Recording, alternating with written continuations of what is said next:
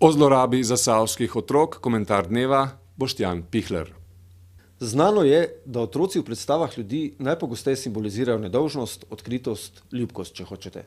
In te pozitivne asociacije ljudi do otrok so marsikateri bedniki radi izkoristili sebi v prid. Zgodovina nas je že velikokrat izučila, da imajo ljudje, ki se radi javno postavljajo v družbi otrok, praviloma kaj slabega za bregom. Da so otroci le krinka za slaba dejanja in slabo vest. In tako je še danes. Bodimo konkretni. 16. marca sta Lafarge Cement in občina Trbovlje podpisala donacijsko pogodbo, s katero bo Lafarge občini daroval 43 000 evrov za izgradnjo otroških igrišč.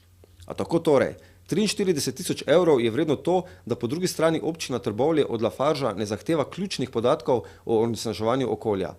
V ceno je šteto tudi to, da občina Trbovlje nima nič proti umazani nameri Lafargea, ki hoče v bodoče še velikokrat bolj onesnaževati okolje z rakotvornimi snovmi, kot to predvidevata slovenska in evropska zakonodaja. Vloga Lafargea za ekstra povečano onesnaževanje je na Ministrstvu za okolje in prostor, predstavniki občine Trbovlje so jo prebrali in niso imeli nobenih pripomb.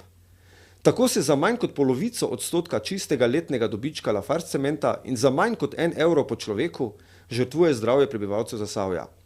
Iztok Virant, direktor Lafarge Cementa, magister Andrej Sopotnik, ki je v Lafarge Cementu odgovoren za odnose z javnostmi, ter ostali Lafargeovci, ob njih pa trbovski župan Bogdan Barović s svojo občinsko ekipo.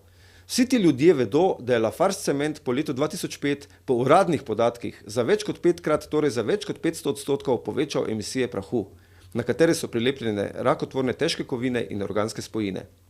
Seveda vedo tudi za žalostno zdravstveno sliko prebivalcev Zasavja, tudi otrok. In kdo je kriv zanjo?